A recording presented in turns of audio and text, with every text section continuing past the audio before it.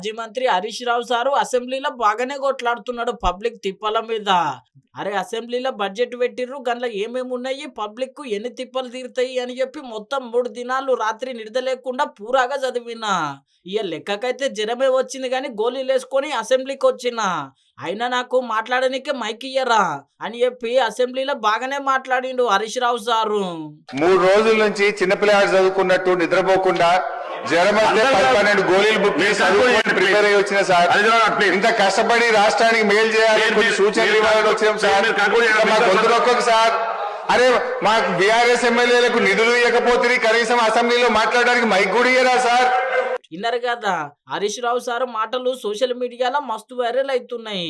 Public తిప్పల మీద మాట్లాడతా అంటే మైక్ ఎందుకు ఇయ్యరు అని చెప్పి ఇక అటెనక మైక్ ఇస్తే గీయాల గీ కథ చెప్పిండు సారు.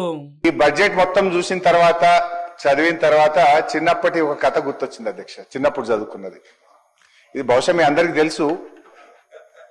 పులి బాటసారి అనే పంచతంత్ర కథ యాదకొచ్చింది అధ్యక్ష. ఇది రిలవెన్స్ ఉంది కనుక ఇప్పుడు ఒకసారి చెప్పేటువంటి ప్రయత్నం చేస్తా ఉన్నా అధ్యక్ష. ఒక అడవిలో ఒక ముసలి పులి ఉండేది అధ్యక్ష. ముసలితనం వల్ల దానికి వేటాడే సత్తువ లేకుండా పోయింది. దానికోసం అదొక ఉపాయం ఆలోచించింది. ఏంటంటే అది ఒక బురద గుంటలో కూర్చొని చేతిలో ఒక బంగారు కడియం పట్టుకొని దారిన పోయే బాటసారులను పిలుస్తూ ఉన్నది. ఓ బాటసారులారా నన్ను రక్షించండి, నన్ను ఈ బురద గుంటలో నుంచి బయటకు తీసుకురండి అని చెప్పి కనబడ్డ వాళ్ళందరినీ అడుగుతా ఉంది అధ్యక్ష. మీరు నన్ను బురద గుంటలో నుంచి బయటకు తెస్తే ఈ బంగారు కడియం మీకు బహుమానంగా ఇస్తా అని వచ్చిపోయేటోళ్ళందరికీ ఆశ చూపించింది అధ్యక్ష. ఒకరోజు ఒక అమాయక బాటసారి అటు నుంచి వెళ్తూ ఆ పులి మాటలు విన్నాడు అధ్యక్ష. ఇది ముసలి పులి కదా, దీనికి ఒంట్లో బలమైతే లేదు, ఇది నన్ను ఏమీ చెయ్యదనుకోని పాపం బేఫికర్గా ఈ పులిని కాపాడదాం, ఆ బంగారు కడియాన్ని తీసుకుందామని చెప్పి దగ్గరికి పోయిండు అధ్యక్ష. లోపలికి దిగిండు అధ్యక్ష.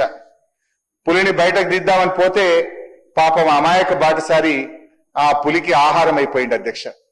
ఈ కథలో ముసలి పులి ఎవరో ఇప్పటికే బహుశా మీ అందరికీ అర్థమై ఉంటది అధ్యక్ష.